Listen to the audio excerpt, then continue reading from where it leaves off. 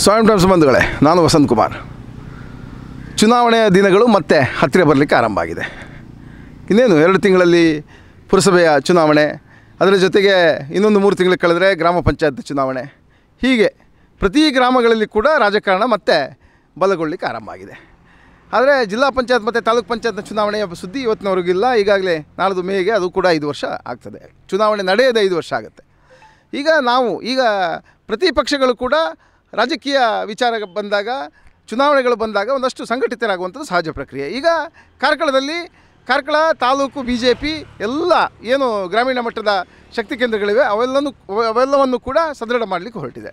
ಈಗ ಕಾರ್ಕಳದ ಮಿಯಾರು ಮಹಾಶಕ್ತಿ ಕೇಂದ್ರ, ಮಿಯಾರು ಮಹಾಶಕ್ತಿ ಕೇಂದ್ರದ ಅಧ್ಯಕ್ಷರಾಗಿ ಪ್ರಕಾಶ್ ಬಲಿಪರವರನ್ನು ಆ ಪಕ್ಷ ಆಯ್ಕೆ ಮಾಡಿದೆ. ಅದರ ಜೊತೆಗೆ 8 ಗ್ರಾಮಗಳು ಆ ಮಿಯಾರು ಗ್ರಾಮ ಪಂಚಾಯತ್ ವ್ಯಾಪ್ತಿಗೆ ಬರ್ತವೆ. ಅದರ ಜೊತೆಗೆ 42 ಬೂತ್ಗಳು ಕೂಡ ಸೇರ್ಪಡೆ ಆಗ್ತವೆ. ಈಗ ಈ ಎಲ್ಲ ಕ್ಷೇತ್ರಗಳಲ್ಲಿ ಕೂಡ ಯಾರಿಗೆ ಜವಾಬ್ದಾರಿ ಕೊಟ್ಟಿರ್ತಾರೆ, ಈಗ ಮಿಯಾರು ಮಹಾಶಕ್ತಿ ಕೇಂದ್ರಕ್ಕೆ ಪ್ರಕಾಶ್ ಬಲಿಪರಿಗೂ ಅದರ ಜವಾಬ್ದಾರಿ ಕೊಡಲಾಗಿದೆ. ಈಗ ಅವರು ಎಲ್ಲ ಏನು ಆ ಗ್ರಾಮಗಳಿವೆ ಅಲ್ಲೆಲ್ಲ ಕೂಡ ಸಂಚರಿಸಿ ಅಲ್ಲಿಯ ಪ್ರತಿ ಗ್ರಾಮ ಸಮಿತಿ ಅಧ್ಯಕ್ಷರು ಜೊತೆಗೆ ಕಾರ್ಯದರ್ಶಿ, ಅದರ ಜೊತೆಗೆ ಸದಸ್ಯರು, ಇವ್ರ ಜೊತೆ ಎಲ್ಲ ಸಂಪರ್ಕ ಇಟ್ಕೊಂಡು ಪಕ್ಷವನ್ನು ಅಭಿವೃದ್ಧಿಪಡಿಸುವ ನಿಟ್ಟಿನಲ್ಲಿ ಅವರು ಕಾರ್ಯತತ್ಪರರಾಗಬೇಕು. ಈಗ ನಾವು ಒಂದು ಹಲವಾರು ಅಂದರೆ 8 ಗ್ರಾಮ ಬರ್ತದೆ, ಗ್ರಾಮ ಸಮಿತಿಯ ಅಧ್ಯಕ್ಷರುಗಳಲ್ಲಿ ಕೆಲವು ಮಂದಿಯನ್ನು ನಾವು ಮಾತಾಡಿಸ್ತೇವೆ.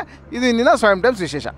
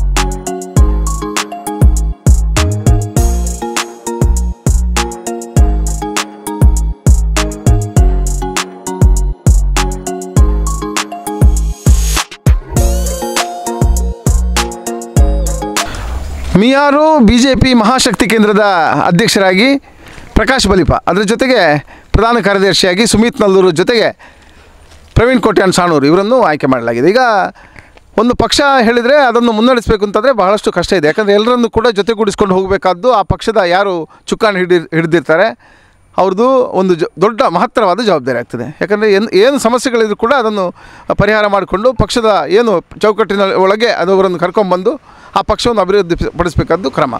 ಈಗ ಈ ವಿಚಾರದಲ್ಲಿ ನಾವು ಮಿಯಾರು ಮಹಾಶಕ್ತಿ ಕೇಂದ್ರದ ಅಧ್ಯಕ್ಷರಾದ ಪ್ರಕಾಶ್ ಬಲಿಪುರ ಜೊತೆಗೆ ಒಂದಷ್ಟು ಪ್ರಕಾಶ್ ಬಲಿಪುರೆ, ನಮಸ್ಕಾರ. ಈಗ ಮಿಯಾರು ಜಿಲ್ಲಾ ಪಂಚಾಯತ್ ಕ್ಷೇತ್ರ, ಈಗ ತಮಗೆ ಮಹಾಶಕ್ತಿ ಕೇಂದ್ರದ ಅಧ್ಯಕ್ಷ ಒಂದು ಆಯ್ಕೆ ಹುದ್ದೆ ಸಿಕ್ಕಿದೆ. ಈಗ ಮಿಯಾರು ಜಿಲ್ಲಾ ಪಂಚಾಯತ್ ಕ್ಷೇತ್ರವನ್ನು ನಾವು ಕಂಪೇರ್ ಮಾಡಲಿಕ್ಕೆ, ರಾಜಕೀಯ ವಿಮರ್ಶೆ ಮಾಡಲಿಕ್ಕೆ ಹೋದರೆ ಒಂದು ರೀತಿಯಲ್ಲಿ ಪ್ರಬಲವಾಗಿ BJP ಅತ್ತ ವಾಲಿದ ಒಂದು ಕ್ಷೇತ್ರ. ಆದರೆ ಈಗ ಇತ್ತೀಚಿನ ದಿನಗಳಲ್ಲಿ ಈಗ ಕಾಂಗ್ರೆಸ್ ಮತ್ತೆ ಪ್ರಬಲ ಆಗಿದೆ ಕಾರ್ಕಳದಲ್ಲಿ.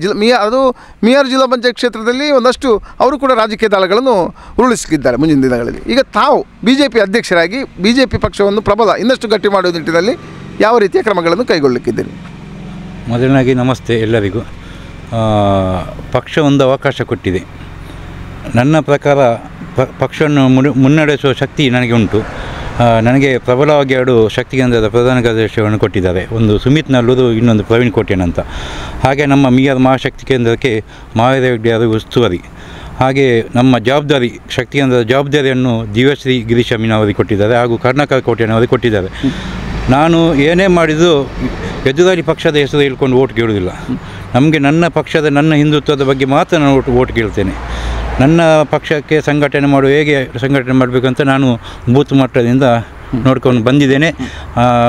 ಹಿಂದಿನ ಬಾರಿ ನಾನು ಕಾಂತಾರ ಉಸ್ತುವಾರಿಯಾಗಿ ಕೆಲಸ ಮಾಡಿದ್ದೇನೆ.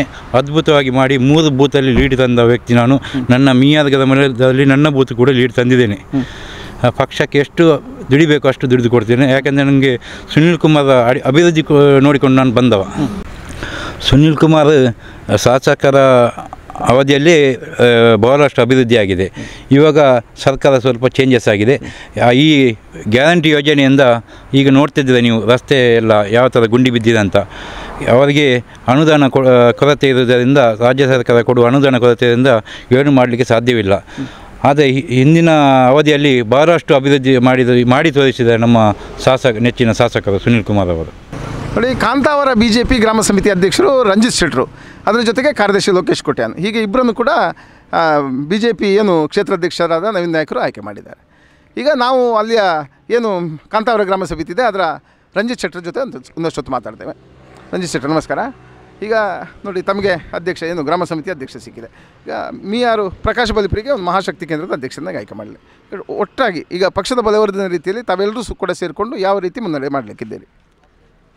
ಪ್ರಕಾಶ್ ಬಲಿಪ ಅವರು ಕಾರ್ಯದರ್ಶಿ ಇರುವಾಗಲೇ ಉತ್ತಮ ಸಂಘಟನಾ ಚತುರರವರು. ಅವರ ಆ ಕಾರ್ಯವ್ಯಾಪ್ತಿಯ ಸಂದರ್ಭದಲ್ಲಿ ನಮ್ಮ MLA ಎಲೆಕ್ಷನ್ನಲ್ಲಿ ನಮ್ಮ ಕ್ಷೇತ್ರದಲ್ಲಿ ಅತಿ ಹೆಚ್ಚು ಒಂದು ಲೀಡ್ನಲ್ಲಿ ನಾವು ಬಂದಿದೆ. ಹಾಗೆ ಅವರು ಮಾತು ಕಡಿಮೆ, ಆದರೆ ಸಂಘಟನಾ ವಿಷಯದಲ್ಲಿ ತುಂಬ ಚತುರರು. ಆದ್ದರಿಂದ ಅವರು ಇನ್ನು ಮುಂದೆ ಕೂಡ ಉತ್ತಮ ರೀತಿಯಲ್ಲಿ ಈ ಪಕ್ಷವನ್ನು ಬಲವರ್ಧನೆ ಪಡಿಸುವಲ್ಲಿ ತುಂಬ ಪ್ರಯತ್ನ ಪಡ್ತಾ ಇದ್ದಾರೆ. ಈಗ ನಿಮ್ಮ ಗ್ರಾಮ ಪಂಚಾಯತ್ ವ್ಯಾಪ್ತಿಯಲ್ಲಿ ಈಗ BJP ಬೆಂಬಲಿತ ಸದಸ್ಯರೆಷ್ಟು, ಜೊತೆಗೆ ಕಾಂಗ್ರೆಸ್ ಬೆಂಬಲಿತರೆಷ್ಟಿದ್ದಾರೆ? ನಮ್ಮಲ್ಲಿ 8-9 ಸದಸ್ಯರಲ್ಲಿ 8 BJP ಬೆಂಬಲಿತರು, 1 ಪಕ್ಷೇತರ. ಇನ್ನು ಮುಂದಿನ ಚುನಾವಣೆಯಲ್ಲಿ ಎಲ್ಲ ಸದಸ್ಯರನ್ನು ಕೂಡ ನಾವು BJPಯ ತೆಕ್ಕೆಗೆ ತೆಗೆದುಕೊಂಡು ಬರುವಂಥ ಒಂದು ಪ್ರಯತ್ನವನ್ನು ಮಾಡ್ತಾ ಇದ್ದೇವೆ. ಮುಂದಿನ ಚುನಾವಣೆಯಲ್ಲಿ ನಾವು ಯಶಸ್ಸು ಸಾಧಿಸ್ತೇವೆ ಅಂತ ನಿರೀಕ್ಷಿಸುತ್ತೇವೆ. ಬಂಧುಗಳೇ, ರಾಜಕೀಯದ ಪುಟಗಳನ್ನು ಇತಿಹಾಸಗಳನ್ನು ನಾವು ಅವಲೋಕನ ಮಾಡ್ತಾ ಹೋದಾಗ ಜನಸಂಘದ ಕಾಲಘಟ್ಟ ಇತ್ತು. ಆ ಜನಸಂಘದ ಕಾಲಘಟ್ಟದಲ್ಲಿ ಕೂಡ ಜನಸಂಘದ ಮೂಲಕ ರಾಜಕೀಯ ಕ್ಷೇತ್ರದಲ್ಲಿ ಕೆಲಸ ಮಾಡಿದವರು ನಮ್ಮ ಸಾಣೂರಿನ ಯುವರಾಜ್ ಜೈನ್ ಅವರು. ಗ್ರಾಮ ಪಂಚಾಯತ್ ಸದಸ್ಯರಾಗಿ ಅಧ್ಯಕ್ಷರಾಗಿ ಕೂಡ ಅವರು ಕಾರ್ಯನಿರ್ವಹಿಸಿದ್ದಾರೆ. ಇವತ್ತು ಸಾಣೂರು BJP ಗ್ರಾಮ ಸಮಿತಿ ಅಧ್ಯಕ್ಷರಾಗಿದ್ದಾರೆ. ಅದ್ರ ಜೊತೆ ಕಾರ್ಯದರ್ಶಿಯಾಗಿ ಉದಯ್ ಅಂಚನ್ ಅವರನ್ನು ಆಯ್ಕೆ ಮಾಡಲಾಗಿದೆ. ಈಗ ನಾವು ಯುವರಾಜ್ ಜೈನ್ರಲ್ಲಿ ರಾಜಕೀಯ ವಿಚಾರಗಳ ಬಗ್ಗೆ ಒಂದೆರಡು ಮಾತುಗಳನ್ನು ಮಾತಾಡ್ತೇವೆ. ಯುವರಾಜ್, ನೋಡಿ, ಈಗ ತಮಗೆ ಒಂದು ಅವಕಾಶ ಸಿಕ್ಕಿದೆ. ಈಗ ತಾವು ಒಬ್ಬರ ಹಳೆಯ ರಾಜಕೀಯ ಪಟು, ಹಾಗೆ ತಾವು ಈ ಒಂದು ಸಂತಸದ ಕ್ಷಣದಲ್ಲಿ ಏನು ಹೇಳಲಿಕ್ಕೆ ಇಷ್ಟಪಡ್ತೀರಿ? ನಾನು ಒಂದು 40 ವರ್ಷದಿಂದ BJP ಅಂದರೆ ಮೊದಲು ರಾಮಕೃಷ್ಣ ಹೆಗಡೆ ಇಲ್ಲಿ ಕಾರ್ಕಳ ವಿಜಯಕುಮಾರ್ ನಿಂತಿದ್ದರು. ಆವಾಗೆಲ್ಲ ನಾನು ರಾಜಕೀಯಕ್ಕೆ ಬರಲಿಲ್ಲ, ಹೀಗೆ ಪ್ರಚಾರದಲ್ಲಿ ಇರಲಿಲ್ಲ. ಒಂದು 15 ವರ್ಷದಿಂದ ಪಂಚಾಯತ್ ಮೆಂಬರ್ ಆಗಿ, ಈಗ 2.5 ವರ್ಷದಿಂದ ಅಧ್ಯಕ್ಷನಾಗಿ. ಇನ್ನು ಡಿಸೆಂಬರಿಗೆ ಎಲೆಕ್ಷನ್ ಬರ್ತದೆ. ಹಾಗೆ ಮತ್ತು ಒಂದು 3 ಸಲ BJP ಗ್ರಾಮ ಸಮಿತಿ ಅಧ್ಯಕ್ಷ ಆಗಿದ್ದೇನೆ. ಈ ಸಲ ಬೇರೆ ಯಾರನ್ನಾದ್ರು ಮಾಡುವಂತೇಳಿದ್ದೆ, ಯಾರೂ ತಲೆಗೊಡಲಿಲ್ಲ, ಮತ್ತು ನನ್ನನ್ನೇ ಮಾಡಿದ್ದಾರೆ. ಹಾಗೆ ಮತ್ತು ಪ್ರಕಾಶ್ ಬಲ್ಪರಿಗೆ ಸ್ವಲ್ಪ ಸಪೋರ್ಟ್ ಮಾಡಿ ನಾವು ನಮ್ಮಿಂದ ಸಾಧ್ಯವಾದಷ್ಟು ಪ್ರಯತ್ನ ಮಾಡ್ತೇವೆ. ರೆಂಜಾಳ ಗ್ರಾಮದ BJP ಗ್ರಾಮ ಸಮಿತಿ ಅಧ್ಯಕ್ಷರಾಗಿ ಉಮೇಶ್, ಜೊತೆಗೆ ಪ್ರಧಾನ ಕಾರ್ಯದರ್ಶಿಯಾಗಿ ಸುದೇಶ್ ಜೈನ್, ಈ ಇಬ್ಬರನ್ನು ಪಕ್ಷ ಆಯ್ಕೆ ಮಾಡಿದೆ. ಈಗ ಉಮೇಶ್ ಅವರು ಮಾತುಕತೆಗಾಗಿ ನಮ್ಮ ಜೊತೆ ಇದ್ದಾರೆ. ಉಮೇಶ್ ನಮಸ್ಕಾರ. ಈಗ ನಿಮ್ಮ ಮೀಯಾರು ಮಹಾಶಕ್ತಿ ಕೇಂದ್ರದ ಅಧ್ಯಕ್ಷರಾಗಿ ಪ್ರಕಾಶ್ ಬಲಿಪ ಆಯ್ಕೆ ಆಗಿದ್ದಾರೆ. ಜೊತೆಗೆ ತಮಗೂ ಒಂದೊಂದು ಹುದ್ದೆ ಸಿಕ್ಕಿದೆ. ಈಗ ಈ ವಿಚಾರದಲ್ಲಿ ಮಹಾಶಕ್ತಿ ಕೇಂದ್ರದ ಬಗ್ಗೆ ಜೊತೆಗೆ ಗ್ರಾಮ ಸಮಿತಿ ಬಗ್ಗೆ ಏನು ಹೇಳಲಿಕ್ಕೆ ಇಚ್ಛೆ ಪಡ್ತೀರಾ? ನಾನು ಒಂದು 2004ರಿಂದ ನಾನು ಸಕ್ರಿಯ ಕಾರ್ಯಕರ್ತನಾಗಿದ್ದೇನೆ. ನನ್ನನ್ನು ನಮ್ಮ ಶಾಸಕರು ಮತ್ತು ತಾಲೂಕಿನ ಅಧ್ಯಕ್ಷರಾದ ನವೀನ್ ನಾಯಕನವರು ನನ್ನನ್ನು ಗುರುತಿಸಿ ನೀವೊಂದು ಗ್ರಾಮದ ಒಂದು ಅಧ್ಯಕ್ಷ ಸ್ಥಾನವನ್ನು ವಹಿಸಬೇಕಂತ ಕೇಳಿದರು. ನಾನು ಬೇಡ ಅಂತ ಹೇಳಿದೆ. ಇಲ್ಲ, ನೀವೇ ಆಗಬೇಕಂತ ಅವರ ನಾನು ವಹಿಸ್ಕೊಂಡಿದ್ದೇನೆ. ಈಗ ಅದೇ ಪ್ರಕಾಶ್ ಬಲಿಪರು ಈಗ ಮಹಾಶಕ್ತಿ ಅಧ್ಯಕ್ಷರು, ಅವ್ರ ಬಗ್ಗೆ? ಪ್ರಕಾಶ್ ಬಲಿಪರು ನಮಗೆ ಒಂದು ಆಧಾರ ಸ್ತಂಭ. ಅವರು ಇದ್ದೇನೆ, ನಾನಿದ್ದೇನೆ, ನೀವು ಹಾಗೆ ಅಂತ ಹೇಳಿದ ಮೇಲೆ ನಾವು ಸಹ ಅವರ ಒಂದು ಇದು ಆಗಿತ್ತು. ನಲ್ಲೂರು ಗ್ರಾಮ BJP ಸಮಿತಿಯ ಅಧ್ಯಕ್ಷರಾಗಿ ಪವನ್ ಜೈನ್, ಜೊತೆಗೆ ಪ್ರಧಾನ ಕಾರ್ಯದರ್ಶಿಗೆ ಸುಕುಮಾರ್ ಶೆಟ್ಟರು, ಇವರಿಬ್ಬರನ್ನು ಕೂಡ ಪಕ್ಷ ಆಯ್ಕೆ ಮಾಡಿದೆ. ಈಗ ಪ್ರಧಾನ ಕಾರ್ಯದರ್ಶಿಯಾದ ಸುಕುಮಾರ್ ಶೆಟ್ಟರು ನಮ್ಮ ಜೊತೆ ಇದ್ದಾರೆ. ಸುಕುಮಾರ್ ಶೆಟ್ಟರು ನಮಸ್ಕಾರ.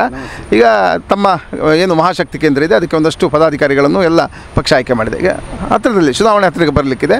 ಈಗ ಪ್ರಕಾಶ್ ಬಲಿಪರು ನಿಮ್ಮ ಮಹಾಶಕ್ತಿ ಕೇಂದ್ರದ ಅಧ್ಯಕ್ಷರಾಗಿದ್ದಾರೆ. ಈಗ ಒಟ್ಟು ಪಕ್ಷವನ್ನು ತಾವೆಲ್ಲರೂ ಕೂಡ ಸೇರಿಕೊಂಡು ಯಾವ ರೀತಿ ಮುನ್ನಡೆ ಮಾಡಲಿಕ್ಕಿದ್ದೀರಿ? ಪ್ರಕಾಶ್ ಬಲಿಪರು ಮುಂಚೆ ನಮ್ಮ ಮೀಯಾರು ಶಕ್ತಿ ಕೇಂದ್ರದ ಪ್ರಧಾನ ಕಾರ್ಯದರ್ಶಿ ಆಗಿದ್ದರು. ಈಗ ಈ ಕೇಂದ್ರದ ಅಧ್ಯಕ್ಷರಾಗಿ ಆಯ್ಕೆಯಾಗಿದ್ದಾರೆ.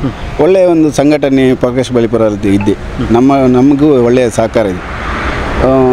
ಒಳ್ಳೆಯ ರೀತಿಯಲ್ಲಿ ಎದುರಿಸುವಂಥ ಎಲ್ರಿಗೂ ಒಂದು ಸಾಮರ್ಥ್ಯವನ್ನು ಪಕ್ಷದಿಂದ ಕೊಡ್ತೇವೆ.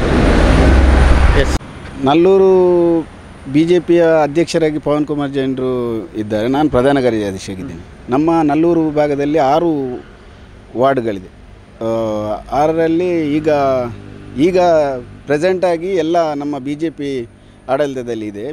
ಪಂಚಾಯತು ಇನ್ನು ಬರುವ ಚುನಾವಣೆಯಲ್ಲೂ ಹೀಗೆ ಒಳ್ಳೆಯ ರೀತಿಯಲ್ಲಿ ಸಂಘಟನೆ ಮಾಡಿ ಬರುವ ಪಂಚಾಯತು ಚುನಾವಣೆಯಲ್ಲೂ BJPಯನ್ನು ಅತ್ಯುತ್ತಮವಾದ ಒಂದು ಸಂಘಟನೆ ಮಾಡಿ ಗೆಲ್ಲಿಸಬೇಕಂತ ನಾವು ಒಂದು ಹೋರಾಟ ಮಾಡ್ತೀವಿ. ನೋಡಿ, ಮಿಯಾರು ಗ್ರಾಮ ಸಮಿತಿಯ ಅಧ್ಯಕ್ಷರಾಗಿ ಶರಣ್ ಶೆಟ್ಟರು, ಅದ್ರ ಜೊತೆಗೆ ಪ್ರಧಾನ ಕಾರ್ಯದರ್ಶಿಯಾಗಿ ನವೀನ್ ಕುಮಾರ್, ಇವರಿಬ್ಬರನ್ನು ಪಕ್ಷ ಆಯ್ಕೆ ಮಾಡಿದೆ. ಈಗ ಅವರು ತುಳುವಲ್ಲೇ ತಮ್ಮ ಮಾತುಕತೆ ಮಾಡ್ತಾರೆ.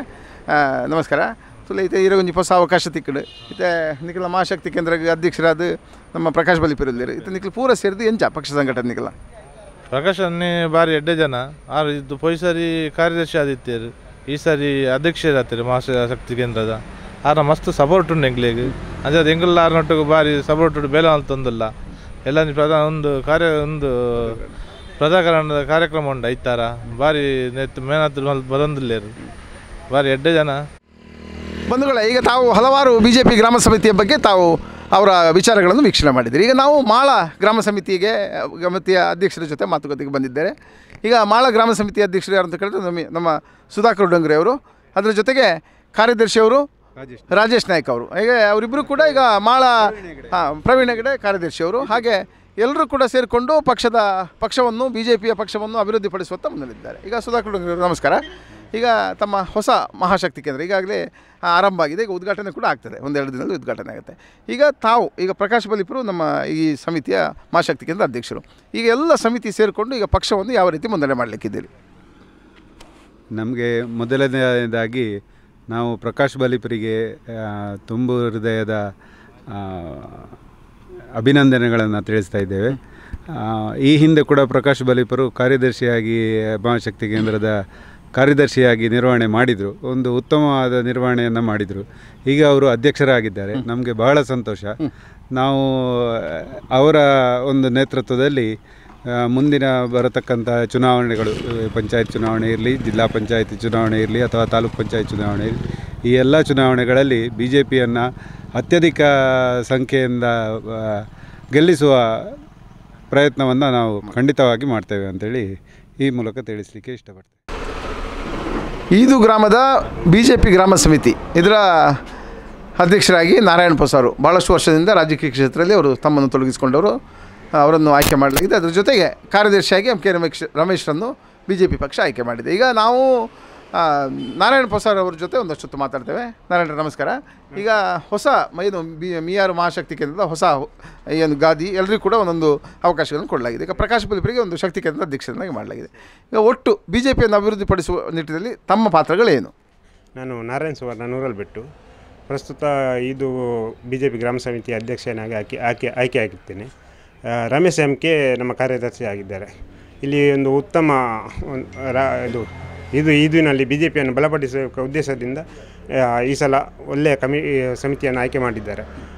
ನಮ್ಮ ಪ್ರಕಾಶ್ ಬಲಿಪುರ ನೇತೃತ್ವದಲ್ಲಿ ಮಹಾಶಕ್ತಿ ಕೇಂದ್ರ ಅಧ್ಯಕ್ಷ ಪ್ರಕಾಶ್ ಬಲಿಪುರ ನೇತೃತ್ವದಲ್ಲಿ ಒಂದು ಒಳ್ಳೆಯ ಕೆಲಸ ಮಾಡಲಿಕ್ಕೆ ನಮಗೆ ಹುಮ್ಮಸ್ಸಿದೆ. ಮತ್ತು ಮೋದಿಯ ನೇತೃತ್ವದಲ್ಲಿ ಭಾರತವನ್ನು ಸದೃಢಪಡಿಸುವ ಉದ್ದೇಶದಿಂದ ಒಳ್ಳೆಯ ಕೆಲಸ ಮಾಡುವ ಉದ್ದೇಶ ನಮಗೆ ಇದೆ. ಆ ನಿಟ್ಟಿನಲ್ಲಿ ನಾವು ಒಳ್ಳೆಯ ಕೆಲಸವನ್ನು ಮಾಡಲಿಕ್ಕೆ ಪ್ರಯತ್ನ ಮಾಡ್ತೇವೆ. ಈಗಾಗಲೇ ಕಾರ್ಕಳ BJP ಮಿಯಾರು ಜಿಲ್ಲಾ ಪಂಚಾಯತ್ ಕ್ಷೇತ್ರ ಅಂದರೆ ಮಿಯಾರು ಮಹಾಶಕ್ತಿ ಕೇಂದ್ರ, ಅದರ ಜೊತೆಗೆ ಮರणे ಶಕ್ತಿ ಕೇಂದ್ರ, ಈ 2 ಶಕ್ತಿ ಕೇಂದ್ರಗಳನ್ನು ಯಾರೆಲ್ಲ ಅದಕ್ಕೆ ಪದಾಧಿಕಾರಿಗಳು, ಅಧ್ಯಕ್ಷರು ಯಾರು, ಉಪಾಧ್ಯಕ್ಷರು ಯಾರು, ಕಾರ್ಯದರ್ಶಿ ಯಾರು, ಇದೆಲ್ಲ ಸಮಿತಿಗಳನ್ನು ಮಾಡಿದೆ. ಈಗ ಪ್ರಸ್ತುತ ಪರಿಸ್ಥಿತಿ ಏನು ಅಂತ ಕೇಳಿದರೆ ರಾಜ್ಯ ಸರ್ಕಾರ ಅನುದಾನಗಳ ಕಡಿತ ಮಾಡಿದೆ. ಒಂದು ಕಡೆ ಏನಂತ ಕೇಳಿದರೆ ಮಹಿಳೆಯರಿಗೆ ಬಸ್ನಲ್ಲಿ ಏನು ಉಚಿತ ಸೌಲಭ್ಯ, ಅದರ ಜೊತೆಗೆ ಹಲವಾರು ಯೋಜನೆಗಳು, ಇದೆಲ್ಲ ಯೋಜನೆಗಳನ್ನು ನೀಡುವ ನಿಟ್ಟಿನಲ್ಲಿ ಈಗ ರಸ್ತೆಗಳಿಗೆ ಅನುದಾನ ಬರ್ತಾ ಇಲ್ಲ. ಈಗ ಹಲವಾರು ಕಡೆ ತಾವು ಗಮನಿಸಿರ್ಬೋದು, ರಸ್ತೆ ಸಂಚಾರಕ್ಕೆ ಭಾಳಷ್ಟು ತೊಡಕುಂಟಾಗಿದೆ. ಈಗ ಮುಂದಿನ ದಿನಗಳಲ್ಲಿ ಈಗ ಚುನಾವಣೆ ಇನ್ನೇನು 2-3 ತಿಂಗಳಲ್ಲಿ ಬರ್ತದೆ. ಈಗ ಚುನಾವಣೆ ಬಂದಾಗ ಕಾರ್ಕಳ ಅಂತಲ್ಲ, ರಾಜ್ಯದ ಎಲ್ಲ ಭಾಗಗಳಲ್ಲಿ ಕೂಡ ರಸ್ತೆ ಹೊಂಡಗುಂಡಿಯದ್ದೇ ಒಂದು ಸಮಸ್ಯೆಯಾಗಿ ಪರಿಣಮಿಸ್ತದೆ.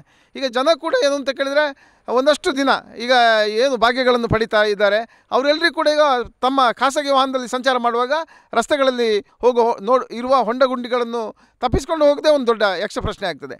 ಹಾಗಾಗಿ ಈ ವರ್ಷದ ಚುನಾವಣೆ ಏನು ನಡೀತದೆ ಈ ಸಂದರ್ಭದಲ್ಲಿ ಇದೇ ಒಂದು ಪರಿಣಾಮಕಾರಿ ಒಂದು ಏನು ಚುನಾವಣೆಯ ಕಾರ್ಯತಂತ್ರ ಆಗಿರ್ತದೆ. ಇದು ರಾಜ್ಯ ಮಟ್ಟದ ವಿಚಾರ. ಈಗ ಕಾರ್ಕಳದ ವಿಚಾರಕ್ಕೆ ಬಂದಾಗ ಇಲ್ಲೂ ಕೂಡ ಹಲವಾರು ನ್ಯೂನತೆಗಳ ಬಗ್ಗೆ ಒಂದಷ್ಟು ವಿಮರ್ಶೆಗಳು ಕೂಡ ಆಗಲಿಕ್ಕೂಬಹುದು. ಈಗ ಇವತ್ತು ನಾವು ಮೀಯಾರು ಮಹಾಶಕ್ತಿ ಕೇಂದ್ರದ ಬಗ್ಗೆ ಒಂದಷ್ಟು ವಿಚಾರಗಳನ್ನು ತಮ್ಮ ಮುಂದೆ ಇಟ್ಟಿದ್ದೇವೆ. ಈಗ ಇನ್ನು ಚುನಾವಣೆ ಬಂದಾಗ ನಾವು ಒಂದು ಕಡೆ BJP, ಇನ್ನೊಂದು ಕಡೆ ಕಾಂಗ್ರೆಸ್ ಇವರೆಲ್ಲರನ್ನು ಕೂಡ ಸಂಪರ್ಕ ಮಾಡಿ ನಿಮಗೆ ಏನೆಲ್ಲ ಮಾಹಿತಿಗಳಿವೆ ಅದನ್ನು ತಿಳಿಸ್ತೇವೆ. ಅದರ ಜೊತೆಗೆ ಕಾರ್ಕಳದಲ್ಲಿ ಏನೆಲ್ಲ ರಾಜಕೀಯ ಜಿದ್ದಿದೆ ಇದರ ಸಂಪೂರ್ಣ ವಿಚಾರವನ್ನು ತಮಗೆ ನೀಡಲಿಕ್ಕಿದ್ದೇವೆ.